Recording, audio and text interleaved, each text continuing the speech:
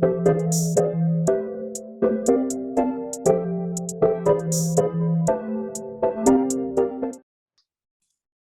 so you know, the meeting will be recorded.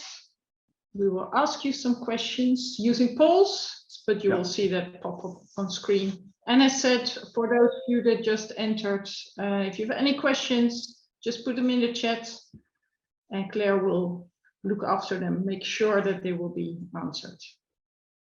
All right. Yes. Shall we start, Ingrid? Yeah. All right. Well, welcome to the course on circular product design assessment. And well, we're going to record it just like Ingrid said. So please turn off your video if you don't want to be in the recording. We like to see you because then we can actually interact with you as well. That will be great. So let's kijken of that. Yes. All right. The focus of this course is assessment of current products on its circularity and the economic potential of your product when combined with different life prolonging and recovery strategies. And before we get started, we will discuss the following topics. Ingrid? Yeah, so first we will briefly introduce the team that you'll be working with. So a little bit about ourselves. We have a quiz on what is a circular product. So to also activate you a little bit, we will tell you why we started this course and developed it. And we're also looking forward to hear your reasons for joining. Then we're going to tell you a little bit about the approach that we'll have in the coming 8 weeks and the structure of the course. And of course, there's time for you to ask further questions. Yeah, so that's the main setup. So let's start with the introduction, where we're going to introduce you to the team who's going to stand with you in the upcoming weeks. First of all, we have Patricia Mancebo-Mai. She's our online platform support. And next to that, we have 2 teaching assistants, Annette and Claire. Annette, can you wave? Yes, they're also online in this currently, who will help us out to get the most out of this course. And next to that, we have Ingrid de Pauw, an expert in circular product design. And on the right is me, Bas Flipsen, educator and researcher in the field of design for repair and circularity. Contact details can be found on the course website. So I hope you already had a look at it and browsed it maybe already a little bit. Some of you also did assignment 1 already. They finished it already. So the deadline is Monday. So you still have time to do so. So look us up on the web and you can find a lot more about us. Ingrid? Yeah, we don't have time to make a full introduction round because that could take up the whole hour. So sorry for that. But we're really happy to have a full course and a big diversity of participants. Because if you look at this map, it's really nice. We have 25 participants so far. 5 were added, well, to our knowledge today. So it's still growing. We might have a few more people. So that's really nice to have. From 22 different companies and institutions and from 11 countries. And as you can see on the map, United States is well represented this time. So welcome to all of you. I have no idea what the time is at your end. And one, I think, from Tobago and Trinidad. Trinidad and Tobago. Yes. So welcome. Yeah. If you haven't done so already, please introduce yourself on the platform. Then you can read what everyone's doing, what their motivation is for joining, because it might be different from you. And you can share what product you want to be working on. All right. Yes. So, as you know, this course is about circular assessment, but let's start out with what is a circular product and when is a product circular? So we have a small quiz to test this. We have chosen 2 products that we will briefly explain and want you to answer whether these products are circular products or not. So, and there's going to be a pop-up poll coming up within Zoom, so you can answer. So let's start out with the swap bike of the swap bike. Swap bike leases out a means of transportation, in this case the bicycle, to consumers. And when it breaks or when it needs maintenance, your bike will be swapped by the company and replaced with another one. So tell me, what do you think? Is this product circular? And fill in the poll, which should pop up now. Are you doing this, Ingrid? Yes? Oh, I thought you were doing this, but I can do it. Oh, I don't know. Launch. Okay. Yes. So, yes, this product service is circular. No, this product service is not circular. Well, it seems like it, but of course, it depends. See people making choices. Yeah. Almost So we're waiting. We're at 72% of you that voted. I'm not sure, Bas and Claire, you also have to answer, so we'll not get to 100%. So I'm guessing 94 is all the non-staff. So I'll end it. 17 out of 8. Yeah, nice. Share results. Is everyone seeing the results? Interesting, this one. So product service is circular. It seems like it, but it depends. Anybody who wants to, well, give feedback on, well, it seems like it, but it depends, answer, because most of you guys said so. Anybody? And you can simply unmute and speak up. And only once that gets messy with audio, then we can do it differently. Well, I answered that it depends. I'm Tony. Hi, Tony. I think if Swapfiets takes back the bike and immediately throws it away because it's broken, then I wouldn't call it circular. No. So it depends on what Swapfiets does with my bike. Thank you. Thank you. Also, Galia raised her hands. So Same. Yeah. For which small loops are they taking into consideration for mobility as a service? Mm-hmm. anyone has a completely different view, because there's also people saying, no, this product service is not circular. I'm curious who that is. Yeah, it's me. Hi, App. Yeah, Hey. explain. What do you know of Swapfiets that makes you decide? Well, I've been trying to push a project with them for about 2 years, mainly on bike lighting, which I do some projects in, and I know how, especially the accessories, how they deal with it. That's not circular, so they just dispose of it. Yeah, if it's broken, then they will dispose of it. Especially the bike lights, I think they're very non-thoroughly attached to it. Yeah. And they break off very often and have to be replaced instead of repaired. Yeah. Okay. Yeah, but on the other hand, it's just small parts on a bike, which are maybe casual loss. So, but the bigger parts of it is being reused, I think, yeah, or not?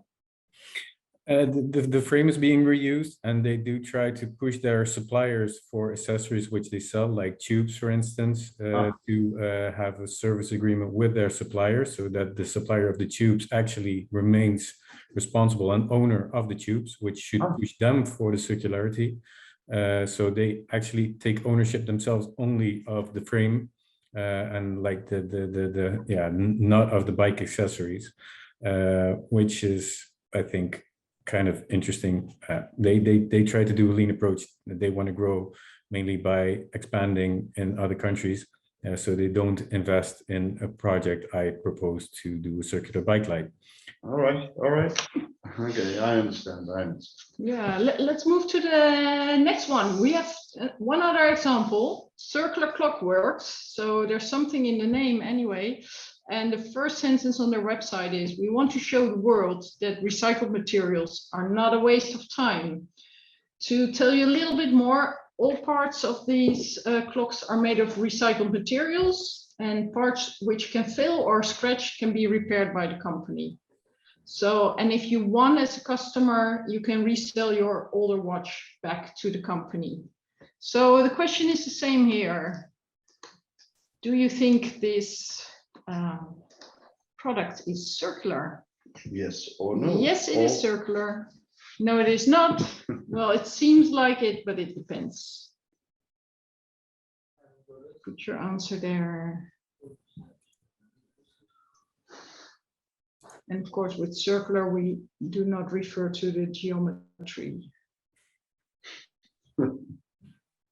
Well, no, which is interesting. So far, So we've far. still some people. Yes. to answer.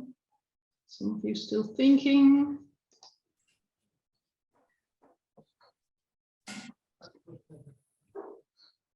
Let's share the results. So a bit different. Yes. So can someone explain why you think this is a good example of a circular product or of circular product design? Feel free to unmute.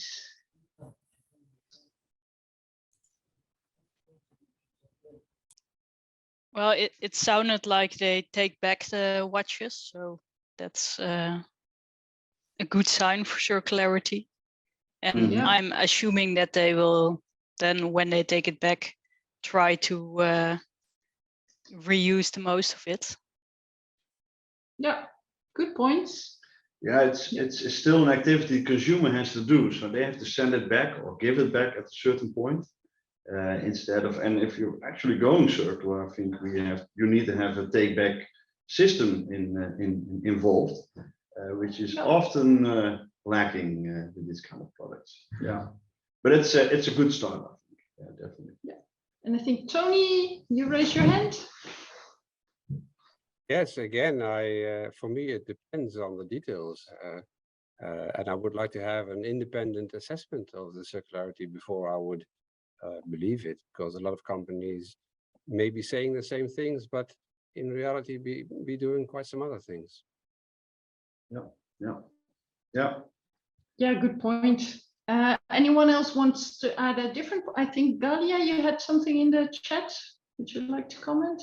It's the same for the yes, same as what was just shared. Yeah, we're still getting to know each other, right? I think you mean Fike's answer, right? On the take back scenario. Yeah, cool. Yeah, so as you can already imagine, and you would know, we found that it's not immediately clear from whether a product is circular or not just by looking at the way it has been designed. It always also depends on the business case and how to close the loop, so how companies actually implement that. And that's one of the key reasons why we developed this course, because as a designer or as a business, you'd like to know why, right? So how is it circular? How can we assess it? So yeah, that's one of the reasons why this course. Can you click to the next slide? Oh yes. Sorry, we're all having multiple screens No, but in this online world. I would like to add something to it, because this course is actually focusing on product design assessment and not so much on on a circular economy or a circular business model. So keep that in mind. We have a MOOC on that topic where we focus on how to design a business case, and you can find that on I think it's Circular Economy on the edX platform. And this MOOC is also based on the Products that Last book. And we developed this course because circular is the new business. To provide companies with new opportunities with a sustainable future in mind. Ingrid? Yes, and where value is captured. And I'm not sure if you're already familiar with the Value Hill. If not, we have content on this on the course platform. And the idea is that you develop products maintaining the value for as long as possible. So at the top of this hill, let's keep products there for longer by repair and good maintenance, for instance, but also at the bottom of the hill. So underneath, there's taking back products to look back by recycling materials and bringing them back into the economy, but also the in-between scenarios like refurbishment, for instance, where products get taken back, tested, some components replaced, and then put back on the market. Yeah. And the value capture or the potential of each of these strategies differs, and that's what we're going to be working on and trying to assess the impact of that. Yeah, definitely. So while the above reasons are intrinsically motivated, there are also extrinsically motivations to go circular. For instance, because of the Green Deal, where Europe is transitioning towards a circular economy, preserving our natural capital with zero pollution in mind. This gives businesses new opportunities to onshore their production back to Europe again and change the business from a linear to a circular. The European Union also enforces companies to build more sustainable products by means of standards like the EN 45554, which focuses on repair, reuse of components and upgradability, but also other standards in the series of focusing on refurbishment, remanufacturing and recycling, applicable to energy-related products. And I think in March this year, it really came out that some things will gonna change, and there are gonna be laws and enforcements coming up with the scope of eco-design and energy labeling framework. You can read more about this in episode 1, which will be presented for you in the upcoming week. So also the European, no, I think I already said so. So this is the EN 5554 standards, which you can download from the website currently. But also, and finally, demand for consumer organizations like the Right to Repair movement, who wants to allow the consumers to be able to repair and modify their own consumer electronic devices. Primary debate is mainly in the US, and nowadays there's a lot of debate in the European Union. And since a couple of weeks, this right to repair actually is being delayed in the European Commission, which is a shame. But this morning I found out that there's not too many facts and figures involved, so we really have to come up with new facts and figures where we show people or the European Commission that there is a problem at hand and that we should address this problem. Yeah. So these are some of the reasons why we have been developing this course and are teaching this course and why it might be of value. But we're very curious to hear what your motivation is, your primary motivations to join this course. So can you please type that in the chat so that you can also read from the other participants? So what is your motivation to be here? Yes, we will take a minute or something and you can write down the reasoning why you're here. Thank you.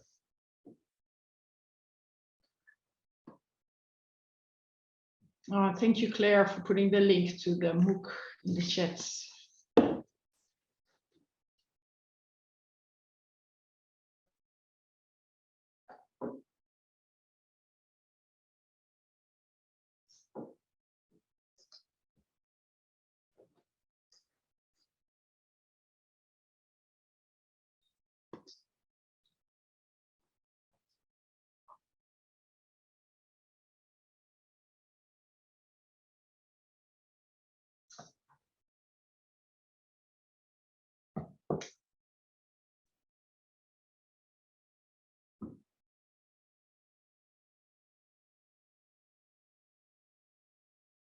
Yeah.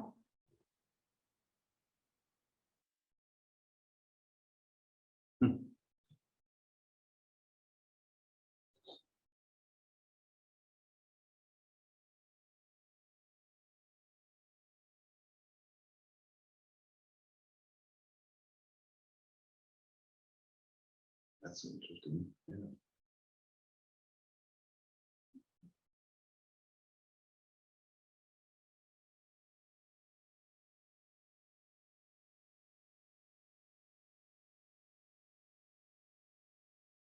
Nice, and you can already see the diversity in the team participants, which is really nice. Because while you're typing, you will see that we ask you to give feedback on each other's work when we are in the course, and then it's really nice to have different angles. Mm-hmm.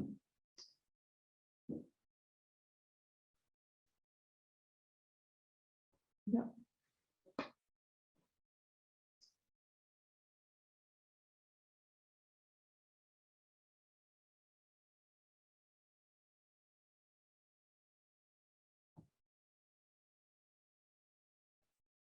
I think Guan formulated quite nicely, consciously design better products instead of only underbelly feeling or gut feeling. You now can actually address this by means of facts or figures. That's what our main approach is in these courses as well.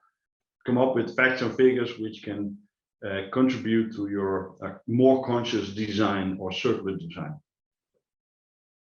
Yeah. Like to learn more about circular assessment could help trying to comply with EU eco-design directives. Yes, it will help you out. There's a lot of requirements from the eco-design directives coming up, but mostly those are a little bit toned down nowadays. So, and we address a couple more requirements, which we think is really important, but that's an intrinsically motivation to do so. And if you only look at the eco-design directive, there are other aspects which are being involved as well, like availability of manuals, for instance, which we're not going to address in this course. But if you look at the French Repairability Index, for instance, it's a really good overview of what's going to be addressed in the European Commission as well, in the new eco-design directive. Yeah. Well, it's nice that Galia doesn't have a product design background, but wants to advise business leaders to rethink supply chains. So that's very interesting. So you might have some issues because we're really going to dismantle a product. Maybe you'll love it, maybe not. You can always ask advice of the many product designers and engineers that are participating, and maybe you can provide an angle that even we don't know about. So we also very much hope to learn from you. So that's really nice. Yeah. I see that Sarah is saying, I want to know how to integrate real sustainability in the design process. Please note that, of course, we are doing circular product design assessment with the aim to get more sustainable solutions. But sustainability is a topic that's broader than circular economy only. Also, the social pillar needs to be involved there. So that topic is broader than we'll be addressing in this course. Yeah. But at least we'll be diving deep into the ecological and economic pillar. Yeah. Yeah. Because of time, so we're gonna save this chat so we can carefully read it afterwards. And of course, when you're introducing yourself on the platform, you can also add this so you can share it. It's really nice to see how people's different participants' motivation is, and I think it's really good to see those. So very nice. Thank you. Yeah, thanks for sharing. A bit more practical about the course. I want to tell you a little bit more about its approach and structure. Most of you have already been sent the course syllabus, and since the platform is already online, you can find it there. Please browse through it because it shows you an overview of the course, the learning objectives, what we expect from you and what you can expect from us, the course structure, assessment, deadline, etc. So that's very handy to browse through. I know our students in Delft typically skip that part. We advise you to not do so, or at least check it before asking questions on those topics. Yeah. Yes, let's go next. This is the general setup of the course. I need to click a little bit. Yeah. So as you can see, if you can click once more. Yes, I will, sorry. Yeah, so the course, so it's divided over 8 weeks, 6 weeks, sorry. 6 weeks, yeah. We have 4 episodes. So we're now in episode number 1, kickoff. Then we'll have episode 2, hotspot mapping, for which you have 2 weeks to complete it. Then week 4 and 5, circular impact, and we'll end the course with an episode on reflection. So in each of these episodes, you'll find an introduction, videos, some texts and exercises. And we always end an episode with a feedback video. So we take a look at all the assignments that you've handed in. We'll analyze, see what are like common questions, issues you've experienced, and we'll make that into a video on Monday, right after the deadline for the assignment. So that's why we ask you to hand in at 11 our Delft time. Then we'll be analyzing it and we'll post a video that should be available then by the next Wednesday latest. Yes. So then you can watch it and go to the next episode. Yeah. So for each of the episodes, you'll find several assignments that are taking you, well, sort of by the hand through the different episodes. So the first one is quite simple. It's getting to know the platform, getting to know the Miro boards, and it's about finding a value capture example. The one that you see now with the orange line, those are the ones that you need to submit in order to get a course certificate. And the prior assignments, so assignment 2 to 4, build up to assignment 5. Yeah. So you share them with the other participants, but they're not required to gain a certificate. Oh, let's see how our thinking is on these topics. We have 11 different assignments for you to work on, of which 4 are actually needed for your certificate.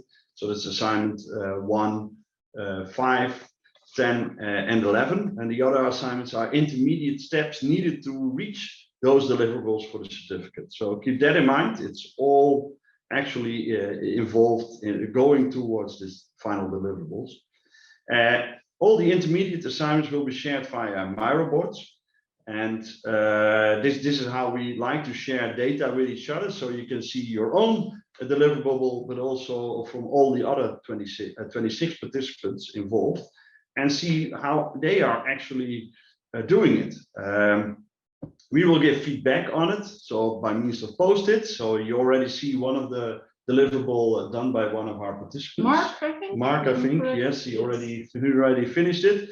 So you also received already one of our feedback post-it notes. So, but feel free to also look and browse through it, reuse knowledge, and learn from each other's works, and actually contribute to giving feedback to your fellow participants. So, but when you want to receive actually a certificate, you need to submit assignment 1, 5, 10, and 11 via email. And that's how we do it now. You can send us the PDFs. There are templates for the deliverables we expect. So please use those when submitting these assignments and send us by email. Besides mailing us, you need to tick off the box of the specific assignment in the platform, which you can see over here. And this is needed for our administration to produce the certificate. So it's an administrative way of doing so, but actually if you forget about it, then you might not get the certificate. So please, when you send out the email to us, submit the email, please also go to the online platform and tick off this box and press submit. After submission, you will get feedback via email and possible additional work needed when needed to finalize the assignment in a correct way. So to finalize, this is all about the assessments and the course structures, and we really want to finalize our discourse with again an online webinar. So during this complete process of the upcoming weeks, you're going to have a look at our videos, you're going to do some work, you disassemble products, you're going to fill in software and work on it, and you will get feedback on a weekly basis with our feedback videos. But to finalize the course, we organize a final online live webinar on December 14. So we hope to see you back alive then again. Please join us there, and bear in mind that the deadline for submitting assignment 1, 5, 10, and 11 should be done before this date for you to receive a certificate. And we actually are very strict on this because we want to have a Christmas holiday as well. And extensions are really difficult. So we will hope this course will help you out in designing products which will last longer and don't break the circular loop. And like Kyle Wien said, let's fix the world one product at a time, or one gadget at a time. I think we should focus more on actual products than only gadgets. So this is what I hope to see. And we would like to finalize this session then, but do you have any questions you would like to discuss so far? And shall I stop sharing then? No, we still have 2 slides on the next steps, but of course we're curious, maybe you also already browsed through the platform or have some specific topics that you hope we will address, or maybe you already have a question about the first assignment. If so, please feel free to unmute. Yes. maybe everything is clear. That's fine too. Mark, was it easy to share and upload your assignment, because you're the first one in this run that did? Yeah, no, it was good. No, it's very easy, and Miro was really handy. So and I really actually love the format it's done as well, so that we can actually all review everyone else's as well. So that's brilliant. Actually, just a question I had was, I'd done the sustainable packaging course there a few years back. And it was really good because I had lots of kind of case studies of companies and actually talking to a lot of stakeholders. I wonder, is that included in this course? Is that something that you're planning to kind of upload onto the YouTube channel? Actually, not so far, because most of the participants are willing to share their work within this closed-off group of participants. Also, good to know, if you have a product that's highly confidential, please don't use it as a case study product, because you'll be sharing it. And we've tried this course also where you could choose, so you could keep your work hidden, but then you couldn't get feedback. So we decided, please don't use a confidential product. Of course you can put in fake numbers if that's something you don't want to share. But if you don't want to share, please pick another product for the course, just to learn how the tools work and to be able to share, and then simultaneously work on your more confidential product. Yeah. And it's good to pick a product to learn how the tools work and to learn how you can apply these kind of tools to a product. And then next step will be your own product. So often those complex products consist of more than 100 parts, which makes it a very time-consuming exercise. Mm-hmm. And well, I understand that everybody is limited in time, especially before Christmas. There's so much other stuff to do as well. So keep that in mind. So if you But a good question, Mark, and I will check if we can find a nice case study to share with you. I think we have lots of case studies. We actually disassembled Dyson V11 vacuum cleaner, a lot of other vacuum. We've done a lot of vacuum cleaners, by the way. So. But also please don't do one now. But you can also browse our repository or our student graduation repository online, which actually shows a lot of good cases on circular product design and circular product assessment. So it's maybe I can add some links next time. Yeah. Sandra, I see you have raised your hand. Yeah, I just have a question related to the product. What I'm interested in is which level of details we need to have regarding the product. So meaning like materials or price of each pieces or things like that, just to be sure that I selected the right one. Yes, well, preferably you would have that data available because you've been designing the products. However, we've seen many cases where people, out of practical reason, choose a product that they have at home and can take apart because of confidentiality or not having that data. Then we will provide you with tips, like ways around to determine materials, for instance, and to estimate prices. Yeah. What you will also see is that we have an example case with the blender, which we've also a product that's actually too complex to use, but we have it as an example case. So you can see what data we use, also price information. So if you don't have data, then you can make up data, because it's really about getting to learn the tools and apply the knowledge and see what comes from it. Yeah. Of course, if you have realistic data, also the outcomes will be more realistic. Yeah. But it's not required, right? Because you're learning how to apply the tools. And then in the next project, you can work with more realistic data. So if you have a bill of materials, if you have economic information, perfect. But if not, you can still work with it. Yeah. Yeah. Okay, perfect. Yeah. Great. Yeah. I think we had another question. Yes, I don't see someone raising their hands. No. Well, if you have questions, you can always send us emails or put it on the forum, because then everybody else can actually read about it. Especially we have different fora for different assignments. So if you go to we will keep track of that Claire and Annette and Ingrid and me will keep track of it. If there is a question on the forum, we will try to respond as soon as possible. 2 o'clock in the night will be difficult, I think. Yeah.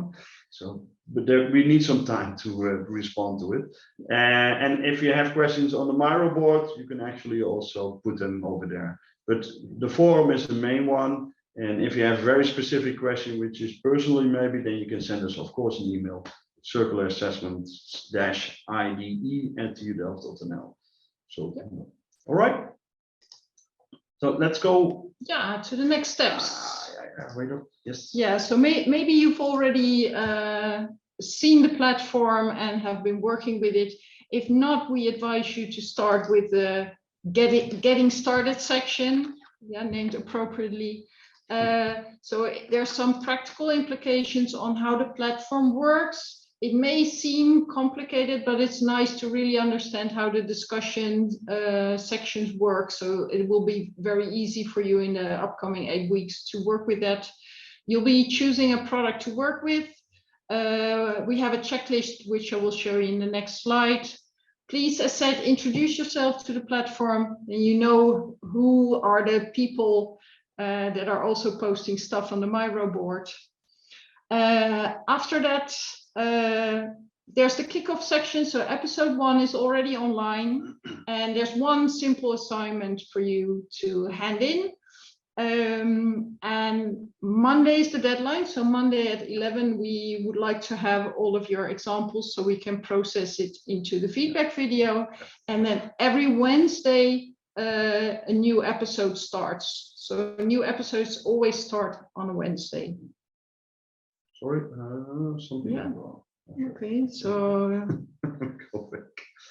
yeah, go back. We have one more slide. I All think right. most of you have seen it, but we have some recent people that joined recently, like today. So there's a case studies product that you need to select, and we have made a checklist with some criteria that will help you choose a product that's very convenient for this course. So not too simple, not too complex.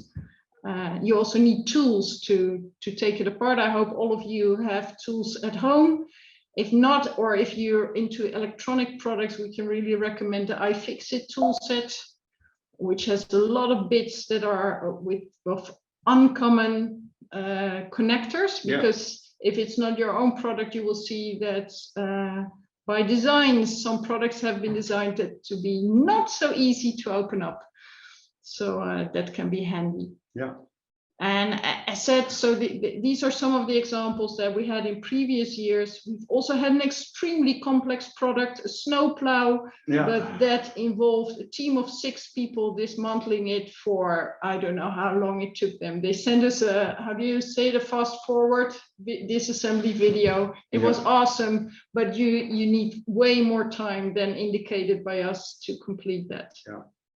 But we're very much looking forward to it. Yeah, and we love you to share your results with the other participants. It's highly beneficial for your learning experience. So therefore, we advise you to select a product which can be shared the results. Well, we want you to have a shareable product. Yeah. Examples of products that were analyzed last year include water kettles, camping lights, relatively simple handheld medical devices, hair dryers, laptop bags, and so also the soft materials, coffee machines, and once we had a mattress, which was really nice. Specifically designed for the circular economy. It was very interesting. Yeah. And you can also, if you have a larger object, you can also analyze a specific module of it of a more complex product, e.g. parts of dishwashers. So the front door could be assessed because there consists of already a lot of product. But more complex products were selected, such as children car seats, but those can take considerably more time to analyze. So bear in mind that more components will take more time, and I don't know, and might even limit doesn't really help in learning how to use tools. And there's some of you are working at the same company, so then of course you can take a more complex product and each do a Yeah. specific part. And collaborate with each other. It's also it's always the fun in it as well. So if you have a half a day, a week where you can collaborate on one product or one case study, it's really helpful, I think. Yeah. I see, Fieke, you have a question. Yes, about the product that we select, should we take into account also the packaging of the product? Or should it just be the product? Totally up to you. Yeah. Yeah, it's try if you would really like to know how circular the packaging is, give it a try. Maybe it's easier to assess it as a separate product, but for now I would take it as a whole and see how it works. Yeah.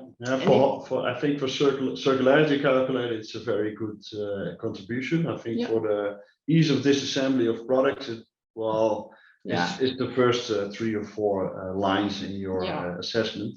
But I don't know if it actually contributes to the final. No, because results. probably if you as a company get the product back, the chances that it will be in the original packaging are rather slim. Yeah. But we provide you specific tools, but it's of course up to you to make use of them in the way that's most valuable to you. So just experiment and let us know if you run into any issues. Great. Yeah. So I think that's it from our end. Yeah. So I hope you'll enjoy it. It was very nice seeing so many of you and connecting the faces to the products. Yeah. Yeah, here's a very nice stop motion teardown. So we ask you to make a video of your disassembly. It doesn't have to look like this. Yeah, it's not a design project. It's just for yourself to keep track of the times. And also if you experience any issues with putting it back together, it's very nice to have it on video. We can say from experience. So that's the reason. So you don't need editing at all, but it's nice to see how it can work. All right. We'll stop sharing my slides. Yeah, we are good. So there are some more questions on the product. For example, Galia, you told me you struggle a bit with selecting a product. Can you tell us a bit more about that so that we can help you maybe? Sure. So I was, I'm actually not too keen while Bas, I know you're a great fan of iRepair. I'm not too, I'm honestly not too keen on taking a electronic product. Some of the people that I'd like to advise don't work in mass manufacturing, and they work in products that are more mechanical, things made of wood and textiles, leather, sportswear, or even the FIFA football, actually, which is made in Pakistan. And I was speaking to the manufacturer there, but can you share the bill of materials with me for a FIFA football? And then I can perhaps advise you on, in future years, is it indeed circular? Because that's my motivation. As an example, so my question is that for a non-mechanical object, does it have to belong to the 20th century or the 21st century? No, I think it's. Sorry, go ahead. Yeah, because we hope, of course, that in the 21st century, designers will rule the world and use our finite resources better. So that's my first question. Yeah. Well, we have one of my graduate students, not my graduate student, one of our students actually did a full disassembly of a sports shoe. So for Adidas, I think once. And he actually completely dismantled it, and it really shows how difficult it is, how things are connected and how it's so difficult to disconnect the parts, and so not circular it was. And based on that, he actually tried to design his own footwear which should fit better into a circular business case, and it become actually circular ready. And I think that's the focus of what we do. That's the focus of the assessments. First, look at existing products and how can we redesign it to fit it better into a circular economy. So yes, you can, and if you have another product, please come forward with your product or show it to us, and then we will actually we can give you feedback on that as well. But yes, we love to. We love to have more of this kind of work. So it's okay if it's something that is an existing old-fashioned product, not necessarily designed with circular principles in mind, but perhaps just designed with old-fashioned durability in mind. Oh, definitely. Yeah. I think most products are not circular ready yet, so that's why we have this assessment. So we have Yes, to make it. I spotted that one of you has like a 70s mixer, which could actually be more easy to disassemble than more modern versions. So you can already see on the platform several more older products or very modern products. And I think the key thing when you're deciding is what would you like to get out of the assessment? Yeah. So is it a design of yourself, or do you want to know if things were better in the old days than they are currently? So yeah, make sure it fits with your expectations, what you would like to assess. Yeah. And my question is just continue, would it be for textiles? For example, I'm curious, I see so many wonderful 100% or more than 60% circular textile fibers being used with some new technologies, especially in the Netherlands. But and I've gotten in touch with the manufacturers as well, that perhaps they could share the composition, but that doesn't have enough components to take apart because it's fibers. Mm-hmm. Well, if it's a monomaterial product, that will be a challenge, right? Because we're going to assess the ease of disassembly of a product. So if you have a one-part product, that's not too suitable for the tools, right? You will not use the functionalities of the tools. But there are, of course, like a backpack is also a textile product, which is already way more complicated. And we've had diverse textile products over the previous runs, and there's enough challenges to analyze there. So that's no problem. And we can help you out getting more out of it during the run. If it's the tools don't cater for your specific case study or cater little, then we actually try to find out how we can cater. We can help you out in this. So it's that accounts for everybody, by the way. So keep that in mind. If you have any specific questions or concerning your product or concerning which are not catered for in the tools, then please tell us by email.